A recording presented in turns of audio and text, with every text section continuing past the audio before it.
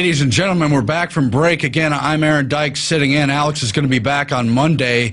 But we want to take you now to a special fluoride report we've put together just for this episode of the Infowars Nightly News. And the several segments, you're going to see them coming up. Now, the first one is hidden footage never before seen from the Austin water treatment plant where they add the fluoride after the filtration process. I went on this tour, and we also sat through a lecture along with some of the fluoride action people from here in the area. And it's incredible. They have a pretty reasonable water treatment facility, several stages of filtration, and then they just add the corrosive, deadly, and harmful fluoride on top of it after cleaning the rest of the water. It's shameful, but we're going to take you now to that report so you can see for yourself what really goes on to your water. For more than 60 years, the federal government in the United States, as well as many other governments across the planet, have carried out an elaborate hoax designed to convince the public that fluoride is added to most water supplies to improve oral hygiene. This report will examine the facts. Hundreds of chemicals are added to municipal water supplies, all under the name fluoride. Sodium fluoride and its variants are the chemical byproducts of aluminum fertilizer, cement, steel, and nuclear weapons manufacturing. Children who ingest fluoride will actually get a form of tooth decay called dental fluorosis, dark brown stains, and tooth decay. The American Dental Association recently put out a nationwide alert. In the memo, they warned parents not to make baby formula using fluoridated water. Fluoride is the active ingredient in many pesticides, like rat poison. Fluoride has been proven to cause brain damage, reduced IQ, impairs memory and learning. It has been conclusively shown to cause damage in the kidneys. It has been directly linked to bone disease, bone cancer, reduced thyroid activity, and it has also been proven that it's linked to other cancers. Unfortunately, this is only the beginning of the list of medical issues directly related to the ingestion of fluoride. After years of attempting to get the city of Austin to allow our crew in to show the deadly poison-filled fluoride tanks, we were finally allowed to. But the tour guide at the water treatment plant told us that it was their policy that we not shoot video. Well, it's our policy to show the people of Central Texas and the world who are being forcibly fluoridated to see the truth. It is our policy to resist tyranny. So here's the footage. Okay, that's what it is. So storage tanks are in that building. So there's tank 2 and tank 1. And then this is a discharge line, like a return line for him to... Well, you know, we have things in containers. The tour guide even jokingly pointed out the fact that the fluoride acid would eat holes in the concrete and paint. See this corrosion here? This is not corroding just from the air. This is from acid vapors in here, okay? So they've had to go in and it looks like replace this, okay? They had to take it out, it looks like. Here you can see the pipes where they lovingly pump the carcinogenic, brain-eating chemical weapon into you and your children's water supply. This type of fluoride-based acid has the CDC's highest danger rating of number 4. Again, it is in the most dangerous class of chemicals with an MSDS health rating of 4. Life-threatening, major or permanent damage may result from a single or repeated exposure. Organ failure, cancer, the list goes on and on, all purposely pumped into your water supply. If sodium fluoride and its other variants are so dangerous, then why are more than 70% of U.S. cities forcing it on their citizens as a form of forced medication? Eugenics is the long-standing plan of population control and domination being quietly carried out by those who are determined to bring about a one-world government and a new world order. Fluoride was used by the Nazis to poison the water in the concentration camps and slave labor camps. The Nazis knew that the brain-damaging effects of fluoride would enable them to control the populations with more ease. Today, fluoride is being forced upon Americans in more than 70% of the country. This is not law, it is a federal mandate. Because the population is becoming aware and medical doctors are speaking out, The feds are now lobbying states like Arkansas to pass laws commanding local governments to add high levels of sodium fluoride to their water supplies. As Americans are becoming more educated about the issue, many activists are standing up to water fluoridation and laying the groundwork for taking it out of their water supply. Dr. Paul Connett is the executive director of the Fluoride Action Network. Thanks to Dr. Connett's efforts, the Calgary City Council voted 10-3 to remove toxic substances from their public drinking water.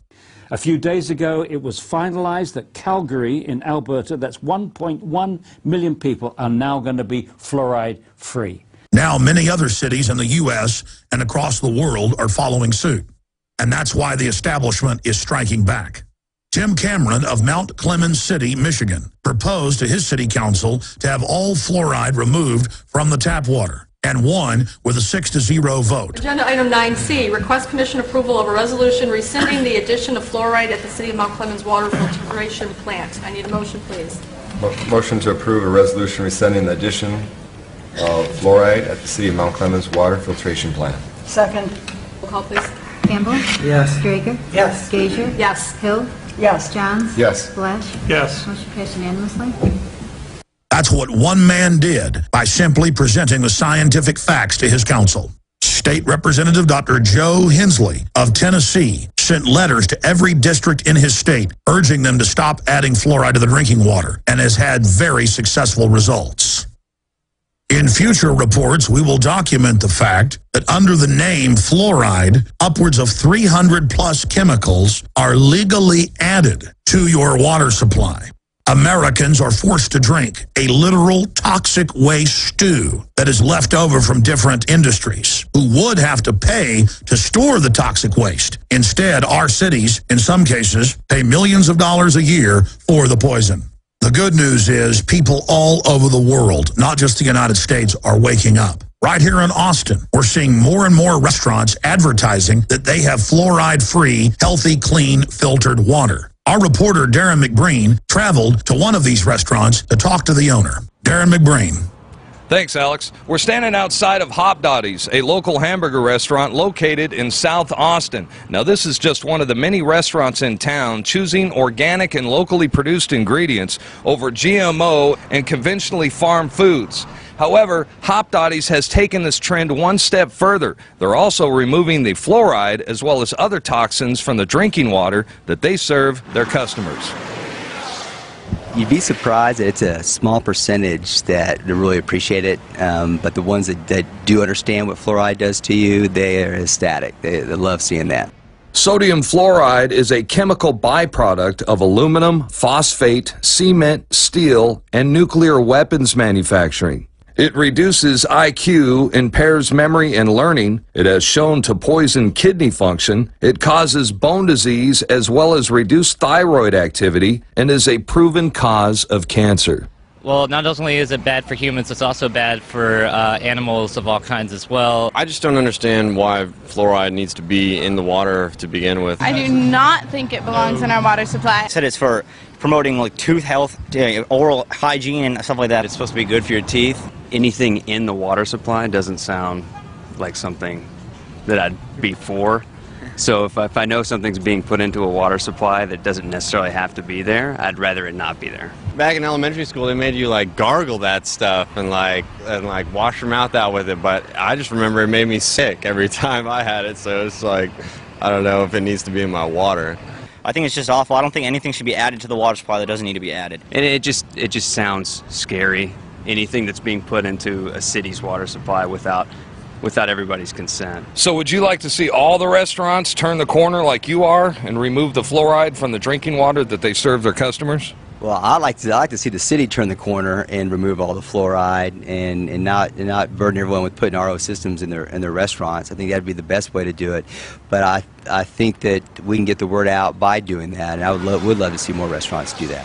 Well, you know, a lot of advocates are starting to educate people, and more people are becoming aware of the dangers of sodium fluoride. In fact, right down the street, Hop Dotties they've made a conscious decision to remove the sodium fluoride from the drinking water that they serve their customers. What do you think about that? I think it's great. I actually go over there quite a bit. I appreciate it, yeah. I don't want, if they can filter out anything, the more filtration of the water, the better. I think it's great that they're standing by something they believe in. I'd like it if a lot more businesses started to do that. They actually spent the money to take it out of their own water supply. I think that's pretty cool.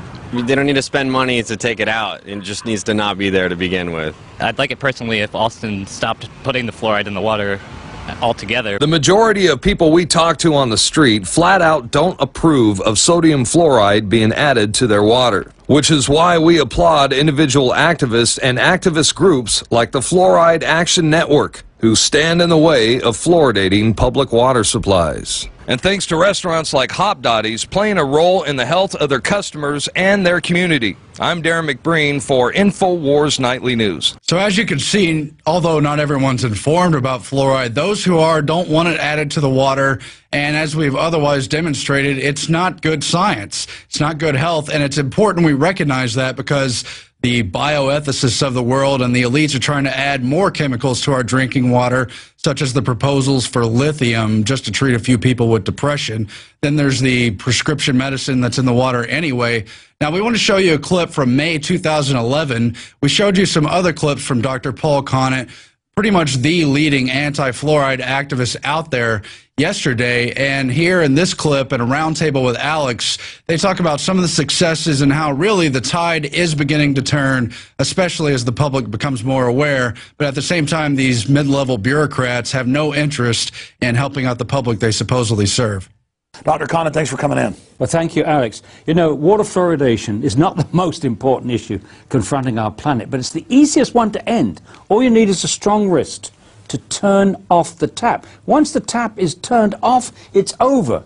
But you need the political will to turn the tap off, and to get that political will, we need people informed and we need people organized. Thanks to you, millions of people around the world are being informed on this issue, and thanks to Fluoride-Free Texas, thousands of people in the city of Austin are being informed about the issue and being organized on the issue. So we're keeping our fingers crossed that Austin, Texas will be our next big victory. A few days ago, it was finalized that Calgary in Alberta, that's 1.1 million people, are now going to be fluoride-free, and after 20 years. And people in Waterloo, Ontario, voted it out. So the squeeze is on Ontario. And don't forget that most of British Columbia and most of Quebec, the wings of Canada, are already fluoridation-free. And we're squeezing on Alberta with Calgary out, Edmonton maybe next, and then we're squeezing on Ontario. If Ontario was to go, if Toronto was to go, or even Ottawa was to go, I think it would be the end of fluoridation in Canada. Meanwhile, we've got a very good organizing group in New Zealand. FAN New Zealand is excellent, and FAN Australia has just been formed. So there's a fight back everywhere. And then a few days ago I was in Dublin, which is mandatory fluoridation.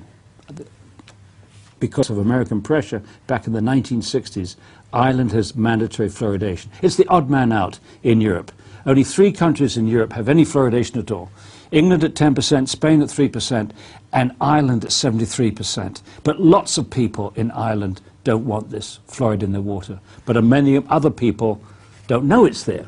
Now, you've been talking about some of the big cities that are going fluoride-free. I've seen reports like towns outside Austin, like Lago Vista, having it removed. Other cities not putting it in. Big fights in places like San Diego, where they've had to bring in supposed private money to do it.